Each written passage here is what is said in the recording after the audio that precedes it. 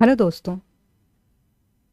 मैंने बहुत सारे बच्चों से बात होती है हमारी, और वो पूछते हैं कि एस्से कैसे लिखा जाए और एस्से में अधिक से अधिक नंबर कैसे आए। और ये एक बहुत महत्वपूर्ण पोर्शन है आपके एग्जामिनेशन का, चाहे यूपीएससी हो या बीपीएससी। देखिए, यूपीएससी में भी आपको 250 नंबर के जो होते हैं एस्से होते हैं, और बीपीएससी में 300 नंबर के एस्से होते हैं। मतलब 300 में तीन ऐसे, जैसे 69th में दिया गया था। अगर 69th बीपीएससी को देखेंगे आप, तो यहाँ पे तीन ऐसे था। और अगर आप यूपीएससी को देखेंगे, ये बीपीएससी है, और अगर आप यूपीएससी को देखेंगे तो वहाँ पे जो है आपका दो ऐसे हैं, और मार्क्स जो हैं 250 हैं, और यहाँ पे 300 मार्क्स का। तो आप अपने आप देख लीजिए कि ये कितना वेटेज है इस पोर्शन का आपके जो सिलेक्शन में है। ये बहुत महत्वपूर्ण भूमिका अदा करती है। और ऐसा भी लगता है कि हम लोग सबको लिखना आता है इससे, और नो डाउट लिखना तो आता है। लेकिन सवाल ये उठता है कि मार्क्स जो है हमारे अच्छे से अच्छे कैसे आएँ, और किस प्रकार से हम जो है इसको अटेम्प्ट करें, और कैसे हमारा एक ऐसा अप्रोच हो कि कैसा भी ऐसे पूछा जाए।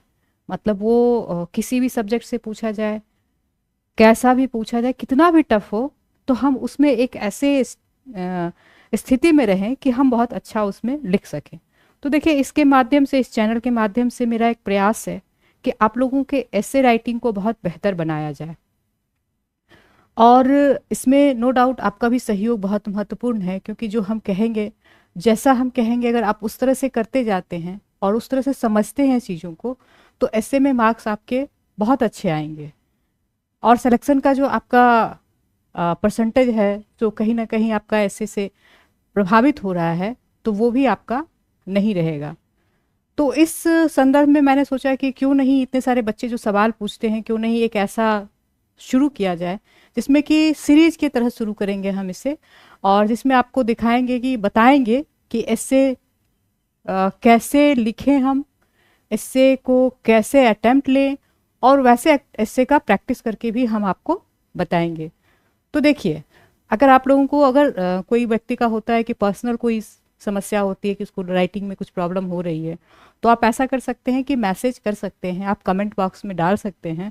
देन हम नंबर प्रोवाइड करेंगे, आप रिटर्न हमको देंगे, तो आपका स्किल पता चलेगा। लेकिन यहाँ से हमारा जो बताने का मेन प्रयास है कि आप लोगों का एक स्थिति ऐसी आए कि कोई सब्जेक्ट हो, जैसे कहते हैं ना कि हमारा बिहार स्पेशल से आ गया, और वो लोकल जो फोक है उसके आधारित कुछ दे दिया गया, तो हम उसको अच्छे से अटेम्प्ट नहीं ले पाते हैं। कुछ लोगों का ये होता है कि जो थॉट के आधार पर दे दिया गया, तो हम अच्छा नहीं कर पाते हैं।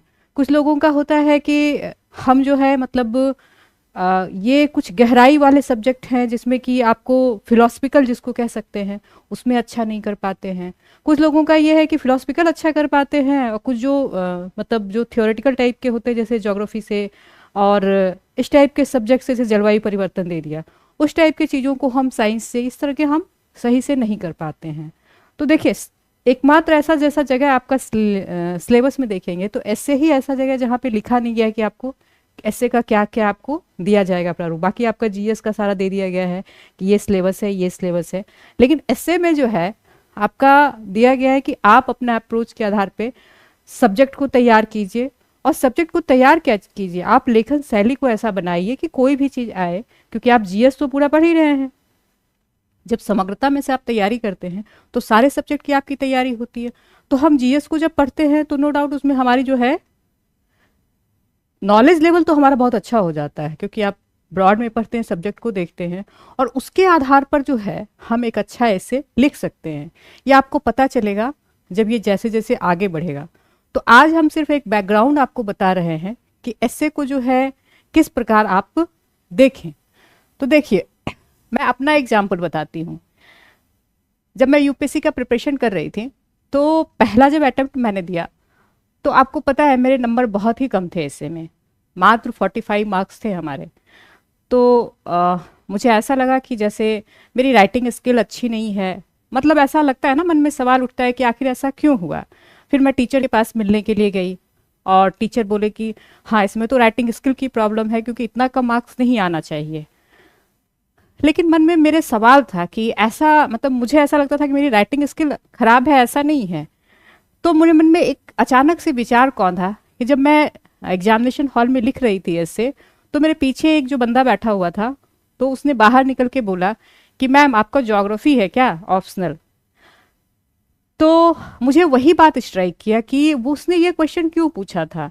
एक्चुअली में क्वेश्चन, मतलब जब यूपीएससी में जब पूछा गया था ऐसे, नगरीकरण से कुछ ऐसे था जिसको मैं अटेम्प्ट ले रही थी।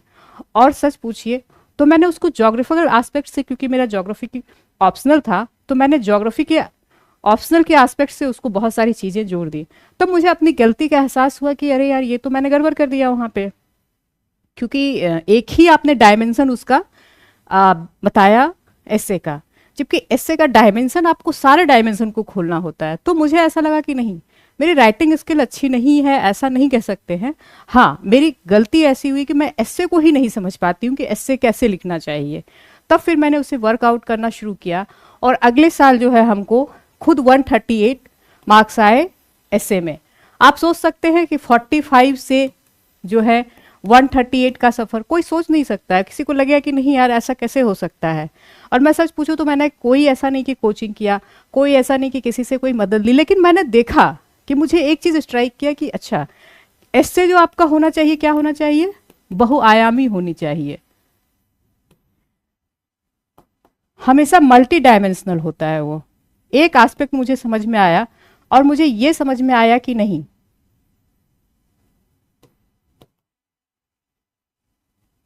ये जो है हमारा ऐसा नहीं कि हमारा इससे गड़बड़ लिखने का मेरा तरीका है, बट यहाँ पे ये है कि हमने जो लिखा है वो हमने जो क्या किया, यूनी डायमेंशनल लिख दिया और मल्टी डायमेंशनल उसको नहीं कर पाए हम। तब एक चीज तो मैंने समझा वहां पे, और बहुत सारी गलतियां हैं जिससे कि आपको समझ में आएगी। तो हम उसको सबसे पहले ये बताना चाहते हैं आपको कि जो दरअसल इससे दिया जाता है,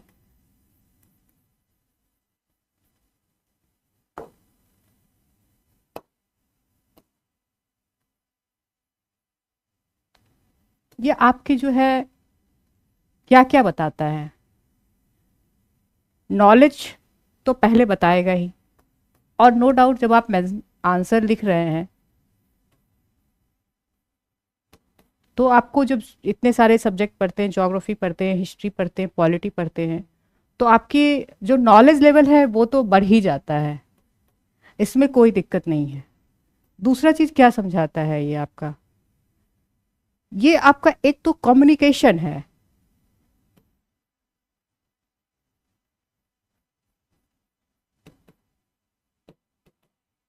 आप बोलेंगे कि कम्युनिकेशन कैसे हो सकता है, तो कम्युनिकेशन इस तरह से है कि आप जो लिख रहे हैं, जो भी आपने लिखा है, वो आप क्या कर रहे हैं, एग्जामिनर तक कम्युनिकेट करने की कोशिश कर रहे हैं कि एज इट इज जो है, ये जो हमने भाव, जिस भाव से उसको लिखा है, वो भाव हम तुरंत कम्युनिकेट करें कि हमने ऐसा लिखा है और एज इट इज हमने उनको समझाने की कोशिश की है। तो आप देखेंगे कि एक आइडिया है, एक विचार है, किसी चीज का केंद्रीय विचार। आप जब देखेंगे एस्से में, जब शुरुआत करेंगे हम, तो एक केंद्रीय विचार को लेके चलता है, और आपने उस विचार को जो है एज इट इज आपने चाहा कि हाँ, हमारे मन में जो थॉट है उसको हमने एग्जामिनर तक पहुंचा दिया, और उसको एग्जामिनर को पढ़ के ऐसा लगेगा कि नहीं, ये जो बंदा है ये सही लिखा है, ये गलत। ये पहली बात। तो दूसरी बात होगी कि आपने क्या लिखा है, लेकिन ये है क्या आपका, आपके विचार का एक कम्युनिकेशन है जो आप उनको पहुंचाते हैं। तो तीसरा चीज ये होता है कि इसमें क्या जरूरत है, जब हम बोलते हैं, जब हम किसी से डायलेक्ट करते हैं, दो आदमी से बात करते हैं, तो आप क्या करते हैं उसमें कि आपका जेस्चर, बॉडी जेस्चर भी पता चलता है कि अच्छा, ये जो व्यक्ति है, कुछ अपने हम हाव भाव से भी समझा लेते हैं। लेकिन कॉपी में आपके पास ये स्कोप नहीं है। अगर आपने नेगेटिव लिखा तो नेगेटिव ही जाएगा आपका, आप उसको चेंज करने का स्कोप वहां समझाने सामने बैठा हुआ नहीं है कि आपका मतलब ये है। मतलब एकदम क्लियर कट थॉट आपका जो है वहां पे जाना चाहिए।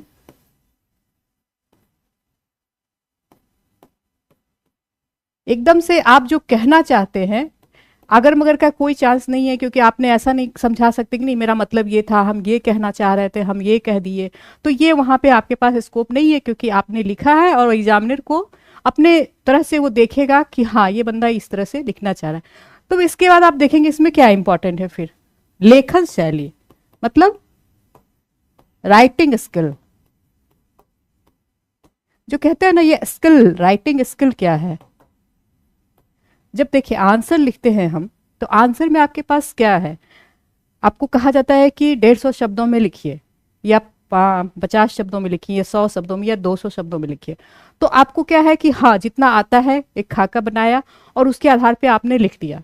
उसमें बहुत ज़्यादा आपके व्यक्तित्व के डायमेंशन खोलने का कि आप क्या सोचते हैं किसी चीज़ पर, इसके लिए बहुत ज़्यादा स्कोप नहीं होता है।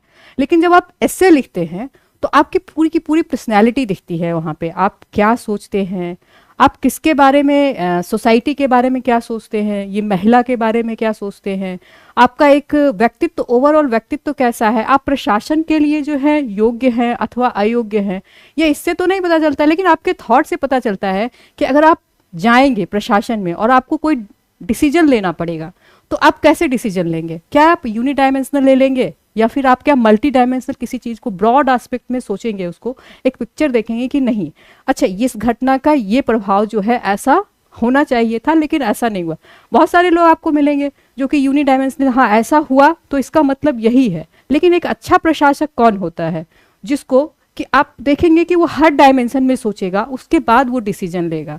तो ये आपके प्रशासनिक क्षमता को दर्शाता है लेखन शैली, कि आपने जो कहा है ऐसा हुआ, मान लीजिए कोई दुर्घटना घटी, कहीं पे कोई दंगा हुआ और किसी से बोलने के लिए कहा जाता है, जैसे एसडीएम है हम वहाँ पे और हमें बोलने के लिए वहाँ पे कहा गया, तो हमने क्या किया, एक चीज देखा और हमने कहा हाँ इसकी गलती है और इसके कारण ऐसा हो, इससे क्या होगा, दंगा और ज्यादा भड़क जाएगा। आपके एक वक्तव्य से ऐसा होगा कि प्रशासन जो है इसके सपोर्ट में है और इसके खिलाफ में है। तब ये क्या होता है कि आपको उसमें बहुत सोच समझ के, आपको बहुत ज़्यादा वैल्यूएट करके कि हाँ इवैल्यूएशन आपका तगड़ा होना चाहिए कि हाँ ये चीज़ जो है ये कैसे एक सोसाइटी को प्रभावित कर सकता है मेरा एक डिसीजन, तो हमको वैसा लेना है। और उसके लिए क्या, ऐसा नहीं कि हम भावनात्मक रूप से बहुत अच्छे हैं और बोलते समय जो है हमारे शब्द गलत निकल गए। तो ये यहाँ पर देखा जाता है कि आपकी जो लेखन शैली है, मतलब जो आप बोलना चाहते हैं उसके लिए कौन से शब्द का प्रयोग करते हैं।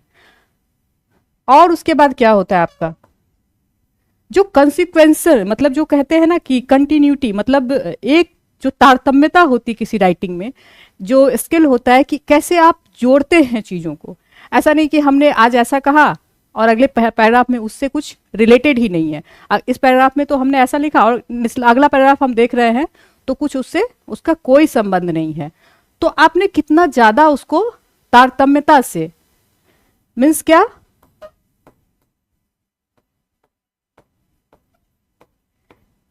सीक्वेंसिंग कैसी है आपकी, मतलब जैसा आप बोलना चाह रहे हैं कि एक पैराग्राफ हमने कुछ और लिखा तो इससे ये पैराग्राफ किस तरह से जुड़ा हुआ है, ये भी आपका राइटिंग स्किल से ही पता चलता है। ये नहीं कि हमने एक अच्छा प्रशासक के हिसाब से आप सोचिए तो अच्छा यहाँ पे कुछ और बोल दिया और हमको कुछ सामने कुछ घटना आई तो कुछ और बोल दिए, तो उनका व्यक्तित्व तो ही नहीं समझ पाएंगे कि वो किस समय क्या डिसीजन ले रहा है और क्या कहना चाह रहा है। तो ये भी आपका यहाँ पे पता चलता है।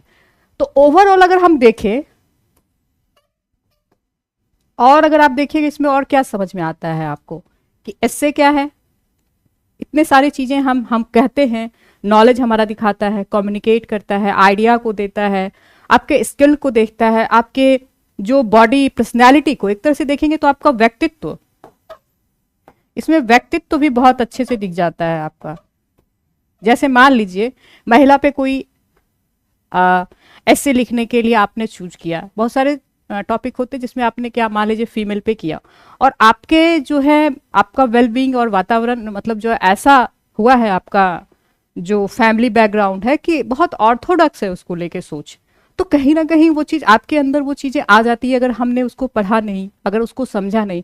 और एक लाइन में भी वो चीज़ दिख जाता है, एक लाइन में भी अगर वो चीज़ दिख जाता है ना तो बहुत नेगेटिव जाता है, आप सोच नहीं सकते हैं। यूपीएससी में हमने देखा है 5-5 नंबर लाते हुए लोगों को 5 आते हैं, 0 आते हैं, तो लोगों को लगता है कि ऐसा तो हमने नहीं लिखा, लिखना था हमने 16 पेज लिख दिया, 8 पेज लिख दिया, तो वैसा नंबर कैसे आ सकता है। वो जो आपका थॉट है ना, वो जो थॉट है, नेगेटिव थॉट किसी भी चीज़ के, सोसाइटी के प्रति नहीं आना चाहिए। चाहे वो किसी वर्ग का हो, चाहे किसी कास्ट का हो, चाहे किसी मतलब कोई भी फीमेल या मतलब क्या बोलते हैं उसको, जेंडर का हो, या फिर किसी भी क्षेत्र का रहने वाला हो। तो एक ओवरऑल आपकी सोच जो है भारत को लेके कैसी बननी चाहिए, इंडिया को लेके आप कैसा सोचते हैं, ये आपका पूरा थॉट उसमें आ जाता है कि आप कितने एक प्रोग्रेसिव इंसान हैं। तो हमेशा देखिएगा कि प्रोग्रेसिव अच्छी बात होती, ये नहीं कह रही हूँ कि हमारी जो ट्रेडिशनल खराब चीज़ है, ट्रेडिशन खराब नहीं है, बट ऑर्थोडॉक्सी खराब है। इन दोनों के बीच के फर्क को आपको समझना होगा कि ट्रेडिशनल है लेकिन हम क्या है, प्रोग्रेसिव हैं। और ये ऑर्थोडॉक्स जो है, ये जो कहते हैं कि आडंबर, ये जो कहते हैं कि हमने दो तरह का एक व्यक्तित्व तो बना लिया, कहना कुछ और चाह रहे हैं, कहे कुछ और रहे हैं, हम हैं कुछ और कर कुछ और रहे हैं, ये व्यक्तित्व वहाँ पे दिख जाती है। जब आप उतने शब्द में लिखते हैं तो कहीं ना कहीं वो चीज़ आ जाता है। और इसके कारण ये ड्रास्टिक नंबर का, जो एकदम से ड्रास्टिक नंबर जब आते हैं ना, तो इसका कारण यही होता है कि हमने कुछ ऐसा अप्रोच ले लिया जो कि हमारे सोसाइटी के लिए और जो कि हमारे समाज के लिए जो है बहुत नेगेटिव हो सकता है। और एक हम प्रशासक बनेंगे तो हमारा प्रशासन का यही होता है कि सबसे ऊपर उठ के हम जो उस थॉट से ऊपर हो, क्योंकि आपके ऊपर बहुत सारी चीज़ें डिपेंड करती है, पूरा सोसाइटी डिपेंड करता है, आपका एक डिसीजन से बहुत चीज़ प्रभावित हो सकता है। तो उस चीज़ को हमको वहाँ देखना होता है। तो उसको हम समराइज करें तो ऐसे क्या है आपका, है एक प्रकार का क्या है, विधा है कहते हैं हम, जिसमें कि आप लिखते हैं और ये पूरे एस्पेक्ट को खोलते हैं उसमें। तो ये चीज़ें इसमें बहुत ज़रूरी होती हैं। तो आज हम जो है एक ऐसे ही आपको ओवरव्यू देना चाह रहे थे, और कल हम आपको बताएंगे या अगली क्लास में हम आपको बताएंगे कि एस्से को हम कैसे लिखते हैं, क्या उसका फॉर्मेटिंग होता है, कैसे उसमें हम आगे बढ़ते हैं और किस तरह से हम अप्रोच लेते हैं। जैसे कि अगर मान लीजिए कोई कहता है इंट्रोडक्शन है, तो इंट्रोडक्शन में क्या अप्रोच होनी चाहिए, मेन बॉडी में क्या अप्रोच होना चाहिए, और जो आपका कंक्लूजन है वो कैसा होना चाहिए। तो इस पे हम कल बात करेंगे। आज के लिए इतना ही, धन्यवाद।